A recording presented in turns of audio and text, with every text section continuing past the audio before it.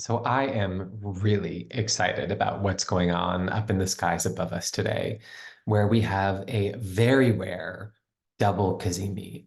We have both Saturn and Mercury passing through the heart of the sun. I've never seen two planets pass through the heart of the sun together. I don't know if this is going to happen again in our lifetimes. It's certainly not going to happen with these two planets in this sign. So this is truly a rare and wonderful experience to behold. And I'll say right off the bat, before we dive into the specifics, that one of my practices when there is a Cazimi is to really give myself time to tune in. There's so much wisdom and information available in the skies above us that I know that I need to make myself available to receive it.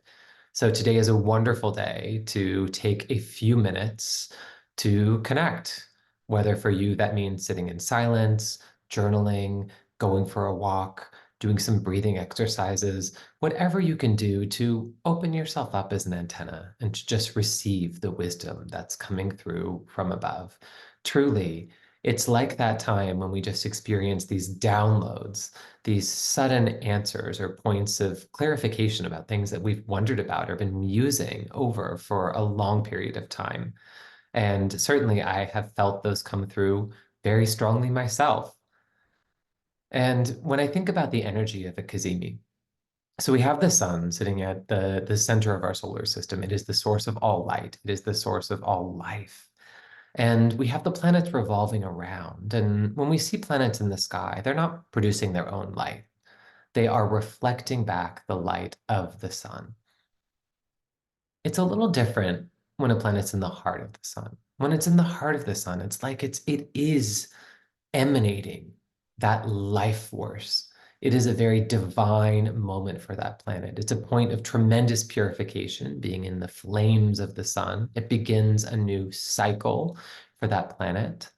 And it truly is like that planet is speaking with the force of solar wisdom. So it's an extra special broadcast message. And when I look at these two planets that are sitting in the heart of the sun today, so we have Saturn and we have Mercury.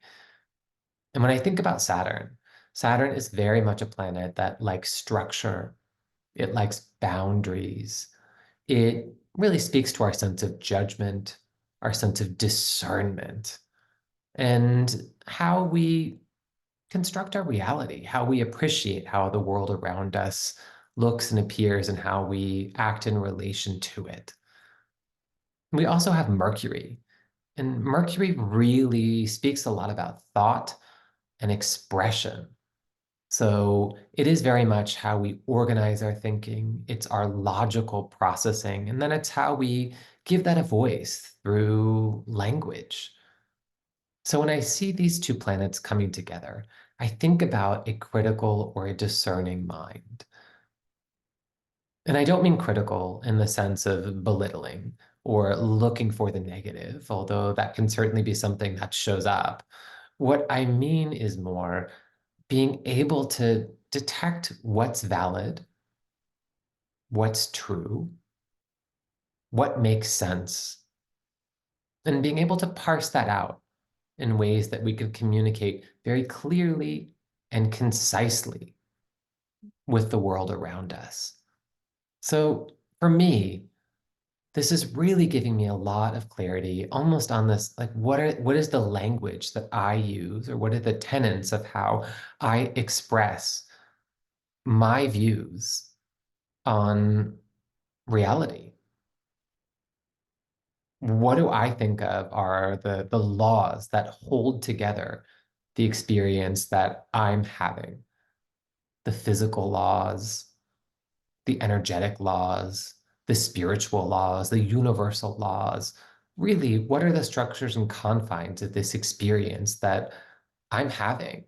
And how do I fully understand it? Especially in that sign of Pisces. Pisces is so much around this feeling of deep oneness, the ever expansive consciousness that exists in the sea around us. And in order for us to experience that, while we are all part of the same thing and we all come from that same conscious fiber and we are infinitely connected, we also experience separation. We experience our lives and our realities differently. So there are boundaries that exist. There are constraints that exist. I'm looking at the world through my eyes, not through your eyes. So how does that work? And what does that offer me? And how does it help me to set and work with those boundaries? And how do I think about them? So for me, this raises lots of very important and valuable questions around how do I conceive of the universe around us? What is our framework? And especially for me in Pisces, I think about that oneness and I think about that loving connection and the compassion. And when I think about my own view of the universe and how that's changed over the years, I view this universe, our universe, as a fundamentally loving and benevolent place. And so when I look at astrology now, I look at it from that lens or from that prism. And while it would be easy for me to look at some of the themes or topics that Saturn talks about, which can be difficult and maybe not things that we readily welcome into our environment, into our experience, into our energy, if I look at this as love and I adopt that higher framework, how does that change how I talk about it? How does that change how I organize my relationship with it?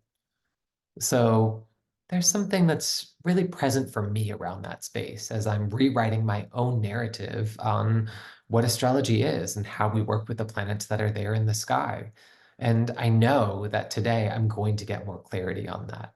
I know that it's going to make more sense and that there is really that opportunity for higher wisdom. It's really struck too when I looked at the symbol for this degree of the zodiac, that it is an aviator in the clouds.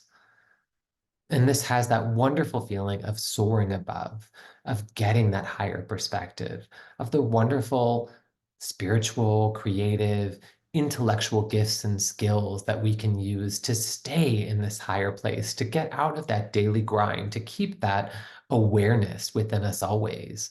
And for me, what's it like if I'm always aware that someone saying no to me is coming from a place of love? And that being held back is in my own best interests, or that having something taken away is really just freeing up energy for something else to come in. So I look forward to working with this energy, and I hope that you do too. And thank you so much for tuning in.